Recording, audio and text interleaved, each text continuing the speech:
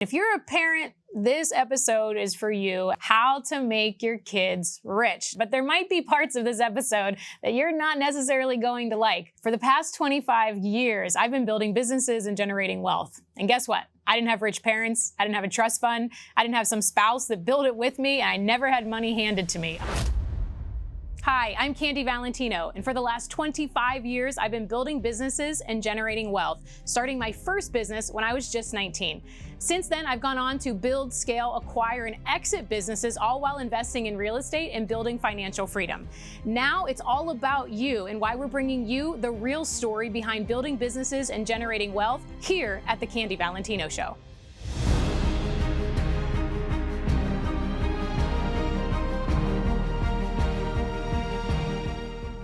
Welcome back to another episode of the Candy Valentino Show, guys. Thanks so much for joining me today. And if you're a parent, this episode is for you as we tackle a topic that every mom and dad needs to hear. You might not want to hear it, but I feel you need to hear it. How to make your kids rich. Now, you might be hearing that part and you're like, yes, I want to hear it, but there might be parts of this episode that you're not necessarily going to like.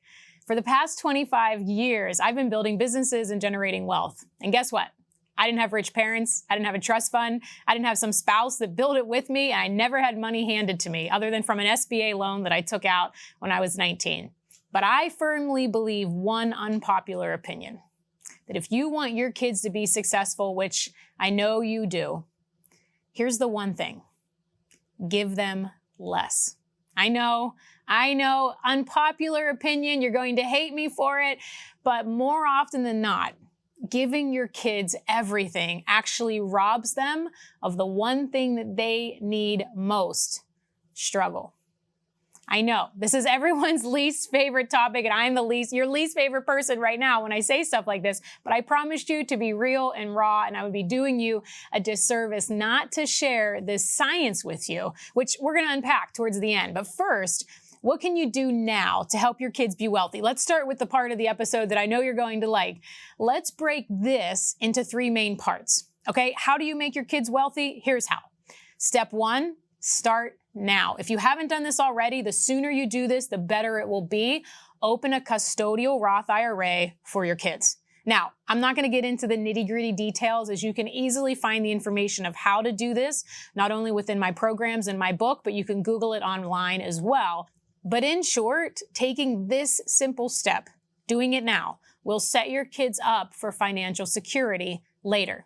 Now, how do you do it? In a very simple overview, generally speaking, your child must have earned income to contribute to the fund.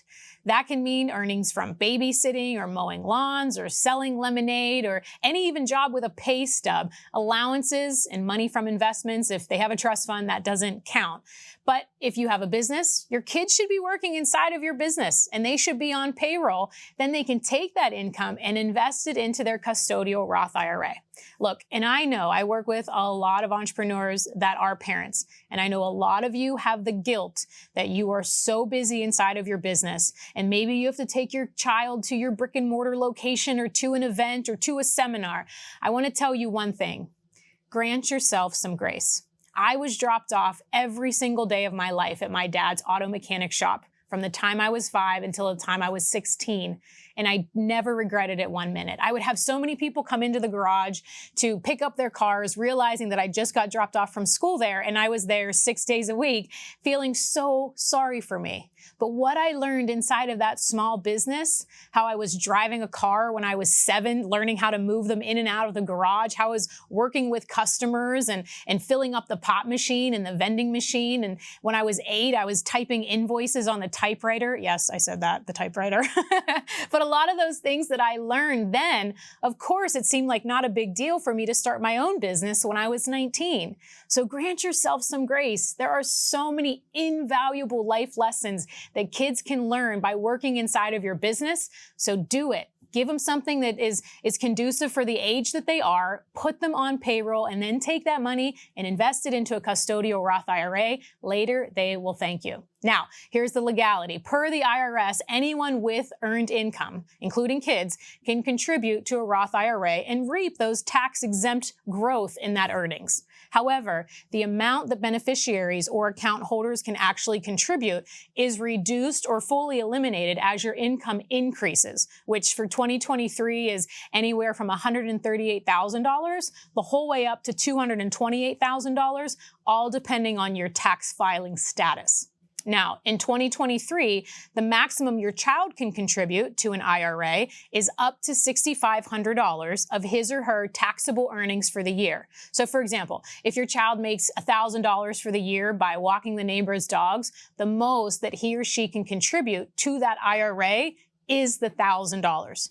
But here's the point. Make sure your child has taxable earnings. Choose a brokerage account, fill out the application, open the account, fund the account with the minimum deposit, link the bank account to that IRA because investing should always be automatic. Always pay yourself first.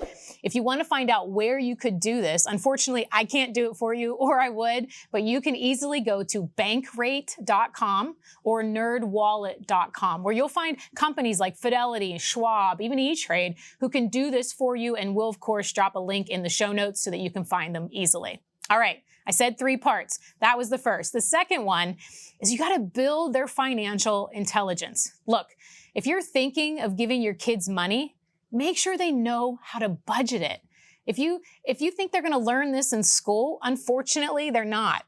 It's up to parents to bridge that gap in the system and really teach it at home. If you're just going to give them money constantly for this thing or this play or this, the pair of shoes that they want, what about just giving them a flat amount and saying, here's $500 that we're going to spend on your school supplies, Sally. These are really old names. We should probably do some new ones. Maybe Anastasia would be a more current name than Sally. But here's $500 that we're going to spend on your school supplies.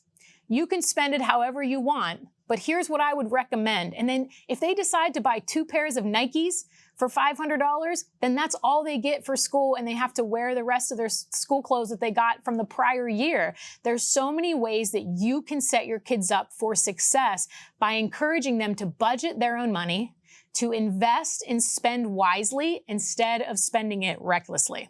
Now, there's a strategy I live by and I recommend to all of the parents I know and work with. It's called the 50-25-25. 50-25-25. If your kids learn and apply this, they will not just be rich when they become an adult. They will develop a habit that will make them wealthy for the rest of their lives. So what does this 50-20-25-20-25 mean? Well, half of what they earn, 50%, they must put into a savings or investing account. Ideally, this custodial Roth IRA or an HYSA, a high yield savings account, which is already set up for them in the step 1 that we talked about. So custodial Roth IRA or a high yield savings account, they're going to put at least 50% of the money that they earn in this, and we're going to make it automatic. Here's the thing. If you can teach kids to invest just $500 a month at an early age, by the time they hit 18, that would only be about $200,000 in that Roth IRA.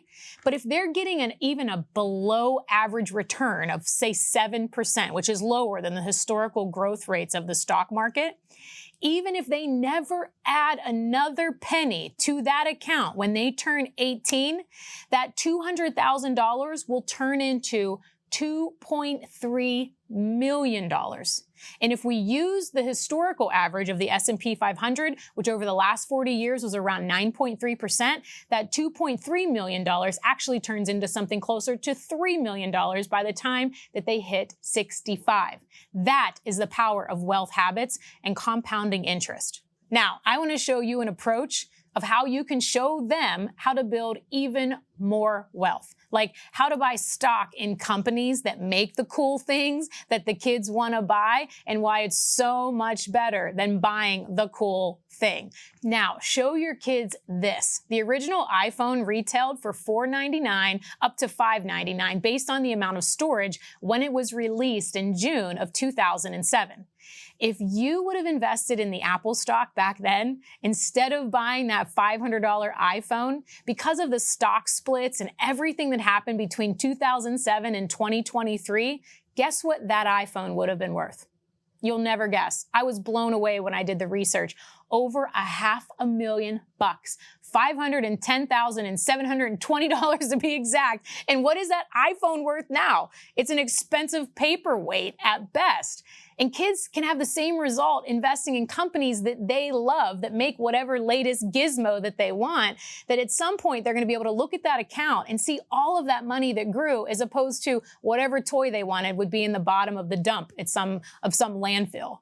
So let's continue with my 50-25-25 rule. So we talked about the first 50. We're going to invest that earnings. Now let's talk about the first 25. This is 25% of what they earn. Let them spend it on whatever they want. If they want to buy overpriced shoes or the Xbox game or a fancy outfit, whatever it is, go. Earn it, buy it. This teaches kids to value things more, and they make a direct connection between what they want, how much they've worked, and then what they need to actually go and buy that for. This makes them work harder. It also makes them want to buy less junk that you have sitting around your house, which will probably make you happy in the long run. And ultimately, hopefully this will teach them the lesson of investing more so that they see that in the long run, the value of the junk itself versus that stock value of the companies that make the junk. I think you understand what we're saying here. So this 50-25-25 really sets them up now for the reality of life, of taxes, of living expenses, and investing. Because as adults, we don't get to keep every dollar we earn. Don't we wish we did? But depending on your tax bracket, maybe half of your earnings goes out to taxes. Maybe it's 25%. And then how much of that goes right out the window to your mortgage, your utility, your car, your health care? Everyone should be investing. Every adult, every person, you should be making an effort to invest 20% of your earned income now so that that goes towards your future. But can you see how this lays the track for them? We know that kids learn far more by catching lessons in their environment than they do by being talked at and taught to. So this is a way for them to catch the lesson at home without you having to hammer it home. All right, moving on. Finally, the last part of the 50-25-25 is that they give 25% of what they earned away. Yes, you heard me right, because this teaches them the power of contribution and how to be grateful for everything that you've given them, the life that they have, and the blessings that they're able to enjoy.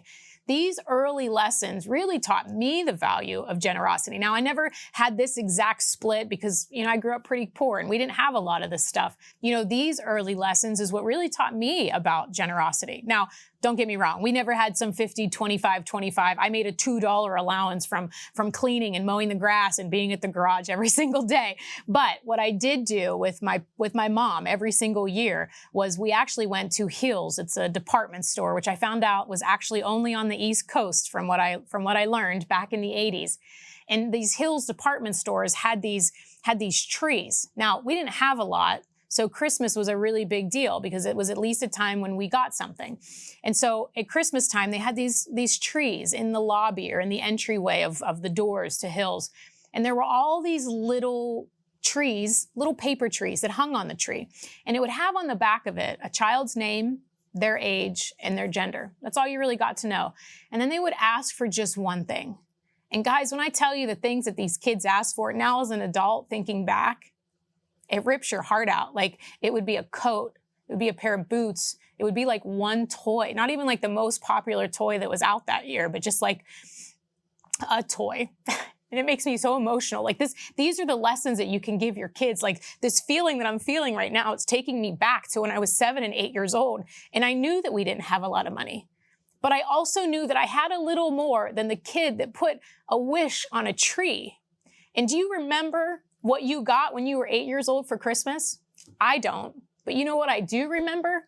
The little boy that I bought that toy for. And his mom sent us a photo in the mail of him opening that toy. I remember the little girl that we bought a Barbie jacket for because that's all she wanted for Christmas. When you teach these kids early on this feeling of generosity and how contribution really feels, it takes them out of this feeling of constantly wanting for themselves, and they realize that really life, the gift, is in giving it to others. Do you think it's by chance that because of those feelings I had, that when I was 26 years old, I started a nonprofit? I don't think so. I believed it played an important and an integral part in my own giving and philanthropic journey. Once I started to have wealth of my own, of course, it developed the habit that the more you make, the more you can give, the more you can help, the more you can do, the more you can serve. So that is why it's a key part of my 50-25-25 rule. It's actionable steps like these that will not only set up your kids for financial success, but it teaches them the skills and the importance of financial literacy, of investing, of contribution, and of gratitude. All right, step 3. We're back to what I referenced in the beginning. You may have liked me a minute ago, but now here's the unpopular opinion. Are you ready for it? Allow your kids to struggle. I know this is tough for loving parents that are doing their best and want their kids to have a better life. But struggle will teach your kids valuable life skills that will help them accomplish anything. You don't have to just take my word for it. Of course, this is something that I did. I didn't have a lot handed to me. So of course, I feel that I can do anything because I was able to make a lot happen because of the struggle, because of the adversity. But you don't have to take my opinion for it. We've actually got all the studies and research to back this up. So I want to share with you some of the research that was found from Drew Heckman, PhD, and Amanda McLean, PhD, from the Boys Town Center for Behavioral Health. They shed some light on why failure and adversity can really be a great teacher, saying, in quote, "Your child will emerge stronger, develop better coping skills, and learn how to make good quality decisions and accept consequences for poor decision," end quote. One significant point they made is that rescuing your child every time they face a challenge will create dependency. By shielding them from difficult situations, you might unintentionally send the message that you don't believe that they're capable of handling those situations on their own. Instead, problems lead to problem solving.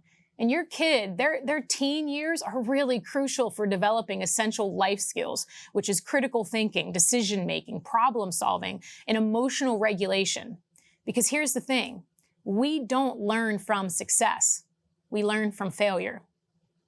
Hear that again. We don't learn from success, we learn from failure, and your kids are no different. So when should you let your kids struggle or fail? Well, it really depends on their age and their situation. For younger children, it's essential to just allow them to handle different situations, right? This could be anything from facing a consequence to performing an individual task. This could be cleaning their room or getting dressed on their own, although I know he's probably scared of the outcome, but it could be brushing their teeth independently. And on the flip side, for teenagers, it's really crucial to let them make decisions that they can learn from. And I know this has to be incredibly hard. This might involve allowing them to take responsibility for decisions with their school or their work, and sometimes experiencing those bad consequences from a bad decision really can be the most powerful teacher and lesson of all.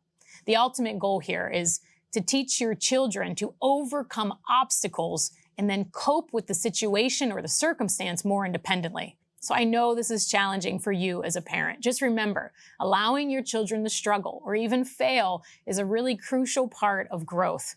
It helps them learn to accept disappointment, to act appropriately, and to really regulate their own emotions.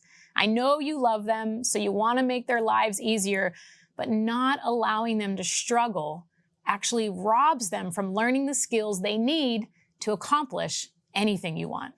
And I can tell you that self-education was critical to my business and financial success. In my self-education, I learned how to build a business, how to live on less than I earned, how to invest money, how to build wealth, all self-taught through lessons, through failures, and through self-education.